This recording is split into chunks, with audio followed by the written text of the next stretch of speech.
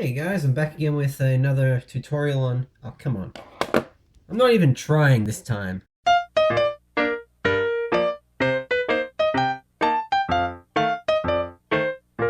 Well, yeah, it's a Nintendo 3DS review. Now, I know a lot of you have probably seen some 3DS videos I've done and thought, what a load of shit.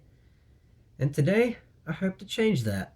I don't know if I will or not, but I will try. Oh look, the system's not nearly as dusty for starters. I guess we're already off to a good start. So I thought, for starters, instead of, focusing on the games, I thought I'd focus on the hardware. No, the DualShock 4 is not compatible with the 3DS. I don't know why you'd think that in the first place. Legitimately, that's kind of silly. So let's cover with the hardware, shall we? Now, because, well, it's a dual screen thing. So I thought, well, let me cover the circle pad and the D-pad first. Circle pad, I like it. It's a little different, especially when you get to a PlayStation Vita analog stick. It's kind of different to use, but once you get used to it, it does the job quite damn well. And the D-pad here, I'd argue, is better than that certain other 8th generation handheld. I don't know, it's a lot more clickier, it's a lot more responsive, and it does its job quite nicely for the games that you play on it, of course. And while we're on this side of the 3DS, I thought I'd take time to focus on the buttons, the face buttons. We all know what these things are. They're used to press things and to say things in game. They work fine. They've got a really nice click to them. They're just nicely spaced. They don't feel like they're gonna creak or, give way anytime soon. Gotta give credit, they know how to make their face buttons. Oh, but I had to separate time to do a jump cut for the start and select buttons too. These are probably the weakest part of the 3DS in all honesty. I don't know, you're not gonna be pressing them a lot, but they do their job, I guess. And of course, I had to set time for this button too. It's just one button and it does one function. It's the home button, and it sends you back to the home screen. Nothing else to say, really. Again, does its job, and it feels quite responsive. Doesn't feel like it's going to break on you anytime soon. But do you know what I'm forgetting? I'm forgetting the screens here. Okay, so there's two screens on the 3DS. Well, no shit, there's a 3DS right here. But one is used to touch things, and the other is to look at things. Now, the screens, they're perfectly serviceable. Some games pop, and a lot of the lower res games, I don't know. The DS games, all those games that don't fit on the screen, they do okay. But you know what? Ultimately, in the long run, the screen does a pretty good job at doing what it needs to do best, and that is to display the games. On the top side, you have two 3D cameras. Seriously, what is the point of using fucking cameras on a handheld gaming device? I don't get it. I don't get it. Maybe someone likes these cameras. I don't know. Who the fuck uses them? You also have a LED, or I think some sort of charging indicator. I'm not specifically sure what type of light it is or something like that. Fucked if I know. Now, to be honest, I'm a little confused why people use these as cameras, but hi. Oh, look who it is. It's me. Got a beanie on, yeah. And I guess this camera is serviceable, maybe? I don't know. It's up to you. And for the record, this is how video performs on it. It's serviceable, I guess.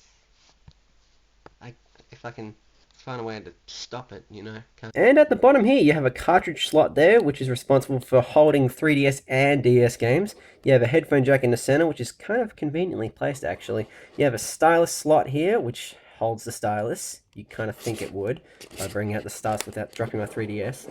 It's short and chubby, but again, I doubt you're going to lose it. Now, if you excuse me, I'm going to try to put this back in here. And then you have a power button on the side, you have a charging indicator here, and a Wi-Fi indicator here. On the back side, and on the new 3DS models only, you have the R, ZR, ZL, and L buttons, which, again, they're all very responsive. I mean, you can probably listen to the click. Sounds great. I absolutely love that sound. And same with the ZR buttons. They sound a little bit more floaty, but that doesn't mean they're bad. I think that's an IR port, I believe it is. That's a lanyard thingy. We can have a 3DS with a lanyard if you're into that kind of thing. And then there's a charger port, which looks like mini USB, but it isn't. It's some sort of wacky proprietary thing that doesn't work with DS chargers. You know what, while we're at it, let's look at the underside of things, because, just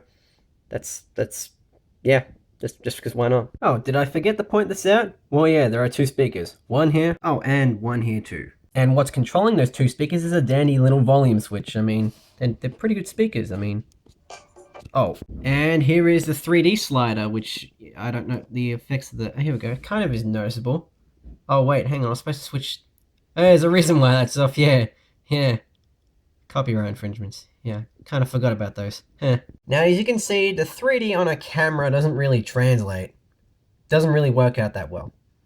But it works, and it works very well.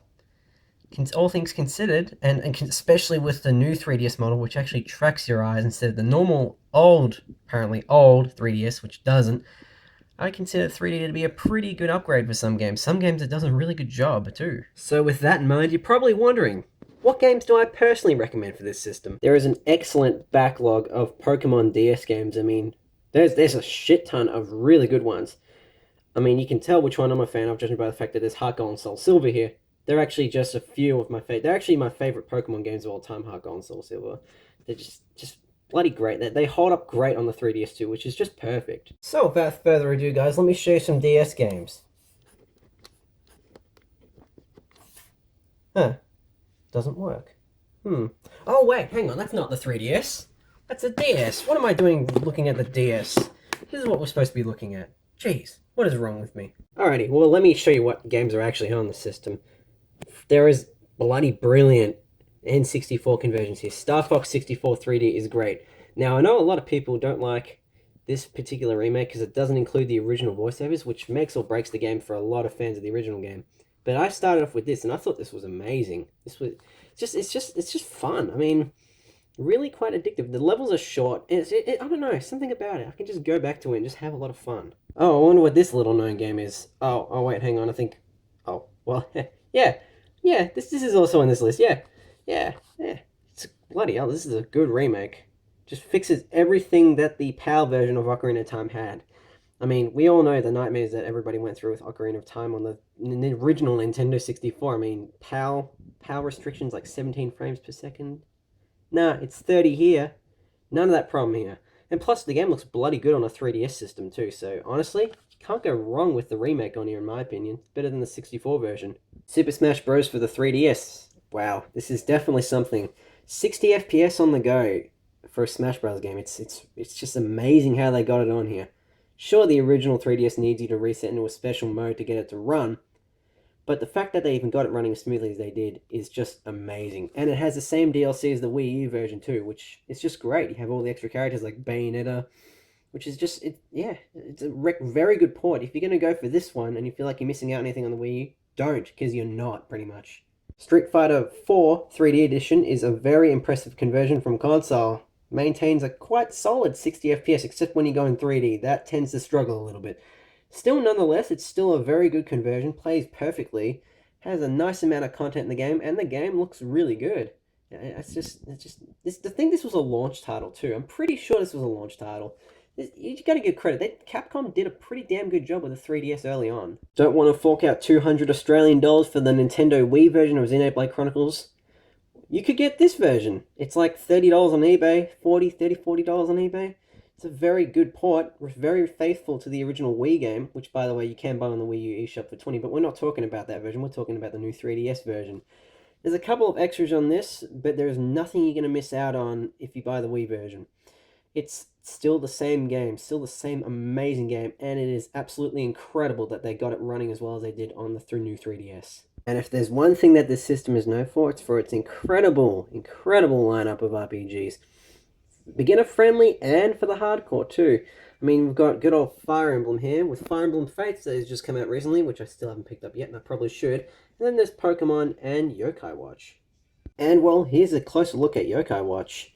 Now I'm going to be showing off my favorite 3DS games in the next two screen cuts. So, yeah, I mean, I really like this game. The way this game just handles an open world and its combat system is relaxing in a weird way. I like the story. It's very relaxing. It has a kind of slice of life kind of style to it, and I really like it for what it is. I can't wait for the second one that's coming out this year, and supposedly that improves a lot on what made the first one good, so I'm very looking forward to that one. I did 2 playthroughs of this game and have spent over 60 hours playing this game. Should that say enough? I mean, sure, there are people who've probably played 100 hours, but this is the most played 3DS game that I have in my library. I was so goddamn impressed at how good it was. It was just, wow. It was just amazing. I was so goddamn impressed with every chapter in this game. Something about it, I don't know, I just really enjoyed my time playing this. I thought this was definitely worth the money I paid for it.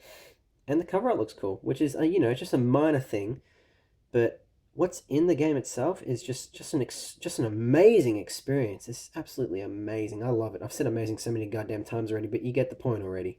It's a great game, and I definitely recommend it for those who are looking for an RPG on the 3DS. Last of these games includes Kid Icarus Uprising.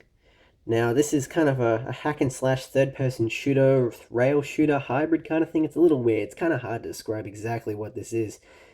But that's not going to deter me from saying this is one of my favorite games of all time. Something about this game, again, its controls are shit. I'm going to admit that right off the bat. The game has shitty controls, but that didn't stop me. That didn't stop me from having the time of my life playing this game. This game is just so much fun, and it is so addictive, and really replayable too, given the circumstances.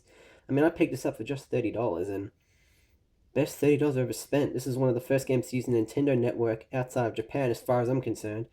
And this is just a very unique title, very, very visually pretty, and an experience from the first chapter right up to the final boss battle. It's an experience that I definitely cannot recommend enough. It's just all around a great game. Oh, Yokai Watch, the Pokemon killer, huh? Well, not quite. The games are quite different, but does that mean Yokai Watch is a bad game? Hell no. It's a very, very fun game. Now, if I think the first one's pretty good, a lot of people say the second one's better, so that can only mean that the second one is probably going to be quite considerably better than this one, so keep an eye on the second game when it launches in the US in October. Hands down, one of my favourite 3DS games of all time. My god, this game is so goddamn good.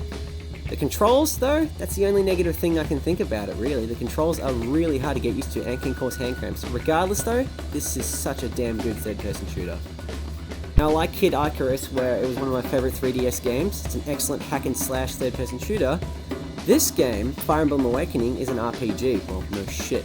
It's one of my favourite games on the 3DS as well, and hands down, actually, probably one of my favourite games of all time. It's such a fun game. I got a lot of memories playing this game. It was just so... something about it was just, I don't know, so goddamn good. I loved it. Absolutely adored the game for what it was.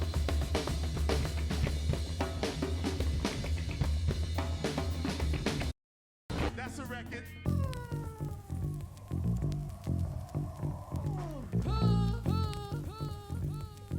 Super Smash Bros. On the 3DS. What more can I say? It's pretty much the Wii U game on a handheld. That is bloody impressive. And the game's 1-for-1 intact on here. It's 60 FPS with 3D. It's fucking wizardry that they managed to get this on here in the first place. It's just fucking incredible. And with that pretty much marks the end of the new Nintendo 3DS XL review. If you've gotten to this point in the video, guys, it's been an absolute pleasure doing this for you all. If you enjoyed it, like it, I don't care what you do. As long as you enjoyed it, guys, is all that matters. Take care, love you all, and I shall see you all in the next video.